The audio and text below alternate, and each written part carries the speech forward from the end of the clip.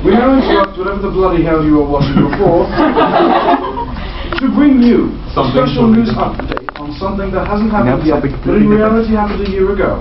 Yes, today is April 13, 2010. Reporting directly from the BBC News Home Office in London to bring you a special report known as The Final Reflection on Resolutions 1866 and 1867. On Security Council Resolutions 1866 Wait 1 and second. 1867. Passed by the Security Council on this date, exactly 1 year ago. Immediately following the passage of these resolutions, no more missiles were fired, all violence ceased. However, the designated peacekeepers who arrived in the area never did arrive. A conference at Geneva to coordinate them never took place. In addition, the Russian investigation ordered by the Council found no evidence of wrongdoing by the People's Republic of China and chose to neglect to examine any wrongdoings done by the entity of Taiwan. As for the relief efforts for the damaged city of Taipei, the World Bank loan that was requested was not approved, so it was left to rebuild on its own. The ceasefire was maintained. However, Russian maintenance of the requested buffer zone consisted of Russian ships allowing Chinese ones to pass unopposed while aiding in Chinese safety inspections of Taiwanese vessels.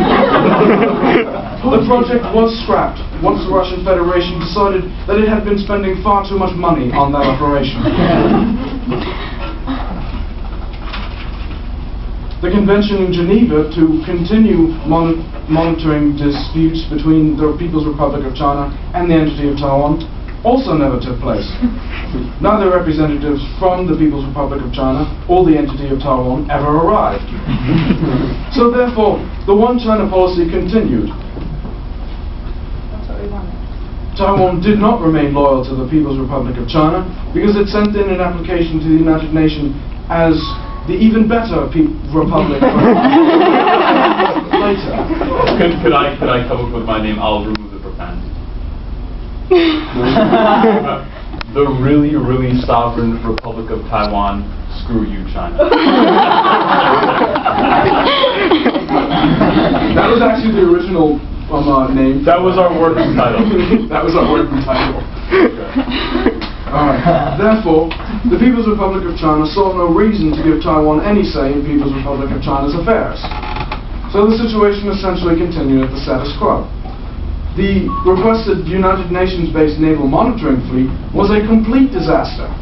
The few ships donated were old units of the Soviet Navy. And when they entered the waters around Taiwan, they found themselves completely blockaded by none other than the Chinese fleet. In response to this perceived ignorance by the United Nations, the Democratic Progressive Party continues to hold power over the entity of Taiwan. However, we are bringing you this special reflection for one reason. 3 days ago, Taiwanese President Frank Shi declared that Taiwan had built up a sizable nuclear arsenal and was prepared to use them to defend themselves if deemed necessary. It was discovered later, shortly thereafter by Chinese intelligence, that a trading vessel bound to Taiwan by way of Tokyo and originating in San Francisco had delivered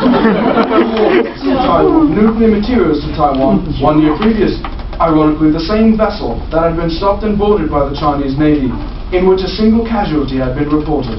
In response,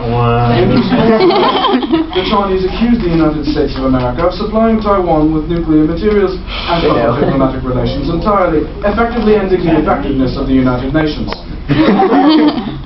The Chinese then enacted on an operation titled, translated as, The Path of Radiance. That first struck Taiwan.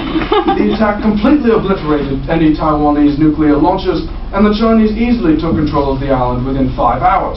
At the same time, strategic strikes of the Radiant Dawn cruise missile disabled United States air bases in East Asia, Japan, South Korea, and the Philippines. Hours afterwards, the Chinese fleet sailed into the Pacific, eager to claim it for the Chinese Dragon. The United States then sorted their own fleet under the name of Operation Freedom and Justice, with the